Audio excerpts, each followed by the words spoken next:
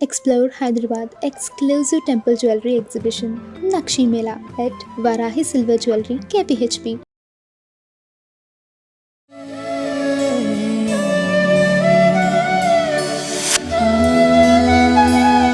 తిరుమలలో ఆ వెంకటనాథుడి విగ్రహము లేదా మెడిటేషన్ లో కూర్చున్న వాళ్ళు కూడా కంటిన్యూస్ తిరుమల విషయంలో ఎందుకు వస్తుంది అంటే మీరు చాలా కష్టాలు పడి వెళ్తారు. అది రాష్ట్రపతికో ప్రధానమంత్రికో తప్ప మిగతా వాళ్ళందరికీ అయితే చాలా కష్టం అక్కడికి వెళ్ళడం. అది రోజు అక్కడ పూజ చేసే ప్రధాన అర్చకుడి కళ్ళనీళ్ళు రోజు రావాలి, కానీ రావట్లేదు. అట్లా అని చెప్పి ప్రధాన అర్చకుడికి భక్తి లేదని నేను చెప్పట్లేదు, భక్తి ఉండొచ్చు, కానీ ఆ భావోద్వేగం మనకు కలిగినట్టుగా ఆ ప్రధాన అర్చకుడికి కలగకపోవచ్చు. ఎందుకు అంటే ఇక్కడ ప్రధానమైనది ఏంటంటే మనం కొన్ని గంటల పాటు అనేక శ్రమలు తీసుకొని మనం ట్రైనో ఫ్లైటో బస్సో ఆ తర్వాత కాలినడకన కొండెక్కడమో ఇవన్నీ చేసుకుంటూ చివరికి ఆ దివ్యమంగళ విగ్రహం దగ్గరికి వెళ్తాం. ఆ నిలువెత్తున స్వామి కనిపిస్తుంటారు. అక్కడికి వెళ్ళిన తర్వాత మనం అంతసేపు పడ్డ కష్టం అంతా ఆ విగ్రహాన్ని చూసి మర్చిపోతాం. ఈ కష్టం ఇంత శ్రమ తీసుకొని వెళ్ళినందువల్ల కూడా కొంతమంది భావోద్వేగానికి లోనవుతారు. రెండోది సైంటిఫిక్గా ప్రూవ్ చేసేది కాదు, కానీ తిరుమల కొండ మీద కావచ్చు, అరుణాచలంలో కావచ్చు, మీకు అక్కడ మాత్రమే భావోద్వేగం ఎందుకు కలుగుతుంది అంటే అక్కడ ఉన్న ఒక శక్తి, ఆ శక్తి అర్థమయ్యే వాళ్ళకే అర్థమవుతుంది. సెన్సిటివ్గా ఉండాలి. సెన్సిటివ్గా లేకపోతే కొంతమందికి అర్థం కాకపోవచ్చు. అంటే ఇప్పుడు కోమాలో ఉన్నవాడు ఉంటాడు, కోమాలో ఉన్నవాడు పక్కకి మీరు టీవీలో మంచి సినిమా పెడితే ఆ సినిమాని కోమాలో ఉన్నవాడు ఎంజాయ్ చేయలేడు. అట్లా మనం కూడా తమోగుణంలో ఉన్నప్పుడు మనకు అర్థం కాకపోవచ్చు.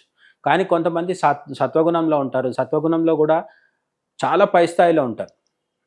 ఇప్పుడు మీరు దక్షిణేశ్వర్ అని చెప్పి బెంగాల్కి వెళ్తే, కలకత్తా నగరానికి వెళ్తే దక్షిణేశ్వర్లో కాళీదేవి గుడి ఉంటుంది, కాళికా అమ్మవారి గుడి ఉంటుంది.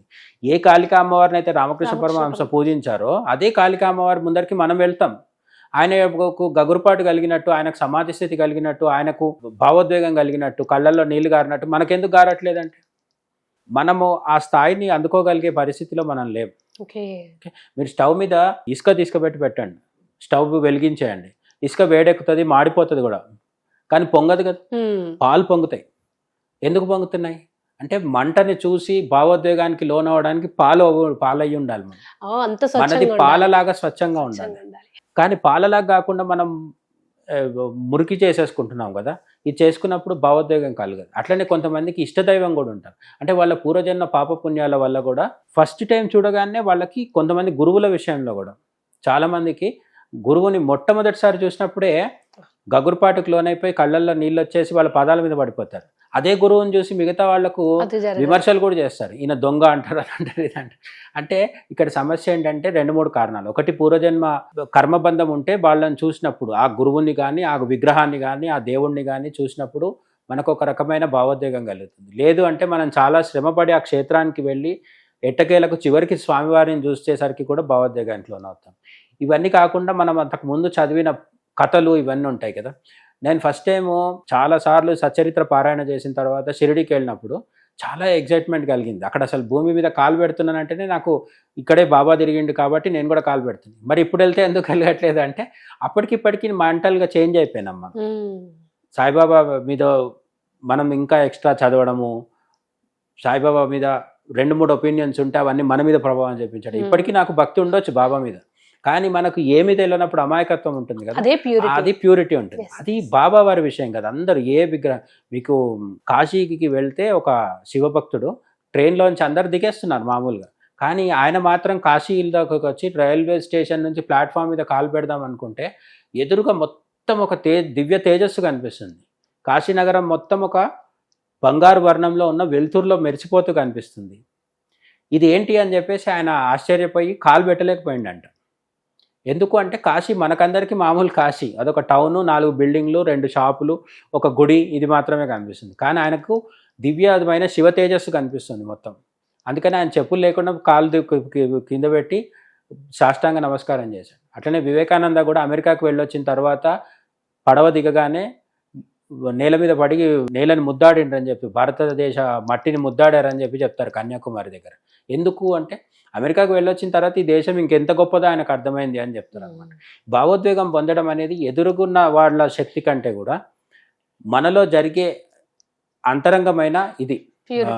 మీకు ఏమంటారు, లలిత సహస్రనామాల్లో కూడా ఆ లోపలికి వెళ్ళినప్పుడు అమ్మవారు తొందరగా దొరుకుతుంది కానీ బయటికి వెళ్తే దొరకదు అని చెప్తారు. అవును, సుదుర్లభ అని చెప్పి సుదుర్లభ చెప్తా ఉంటారు అంటారు. కదా. అవును. ఈ అంతర్ముఖ సమారాధ్య బహిర్ముఖ బహిర్ముఖ సుదుర్లభ సుదుర్లభ. అని చెప్తారు. ఈ అంతర్ముఖ సమారాధ్య అని ఎందుకన్నారంటే మనం ఎంతగా లోపలికి పోతామో అప్పుడు మనకు బయట కనిపించే విగ్రహాలు వ్యక్తులు ఎవరైనా సరే వాళ్ళకు అంతగా మనం ఎగ్జైట్ అవుతాం అనమాట.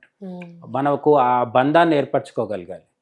ఈ బంధాన్ని ఏర్పరచుకోగలిగితే మనకు కళ్ళ నీళ్ళు వస్తాయి. అయితే మనకు కళ్ళ నీళ్ళు రావట్లేదు కాబట్టి ఇదేదో ఆందోళన పడాల్సిన అవసరం లేదు. ఎందుకంటే భక్తి ఉన్న వాళ్ళకి కళ్ళ నీళ్ళు వస్తాయి.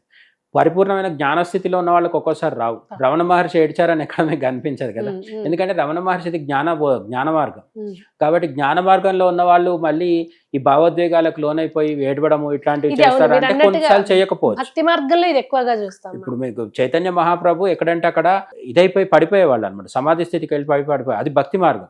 కానీ రమణ మహర్షి అది చేయలేదు, వివేకానంద చేయలేదు అంటే వాళ్ళు జ్ఞాన మార్గంలో ఉన్నారు. కాబట్టి జ్ఞాన మార్గంలో ఉన్న వాళ్ళకు కూడా భగవంతుడు ప్రాప్తిస్తాడు. కానీ చాలా కష్టతరం. భక్తి మార్గం అనేది అత్యంత సులభతరము, చాలా ప్రకృతికి దగ్గరగా ఉంటుంది. మన సహజంగా ఒక తల్లితో కొడుకు అటాచ్ అయినట్టుగా అటాచ్ అవ్వచ్చు.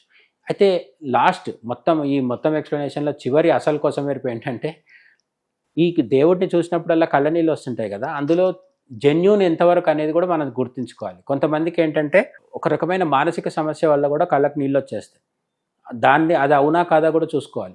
మనది భక్తి అయ్యి కళ్ళ నీళ్ళు వస్తేనే అది ఆనంద బాష్పాలు లేదంటే భక్తి వల్ల వచ్చిన భావోద్వేగం అని అనుకోవాలి. అట్లా కాకుండా మనం ఏదో ఒక రకమైన మూఢనమ్మకానికి లోనైపోయి అదే నిజం అనుకుంటూ అందులో ఉన్నామా లేదా అని కూడా చూడాలి. ఎందుకంటే భయాల వల్ల మూఢభక్తి వల్ల కూడా ఒక్కోసారి కళ్ళ నీళ్ళు వస్తాయి. అది వేరు ఇది వేరు. ధన్యవాదాలు చేసి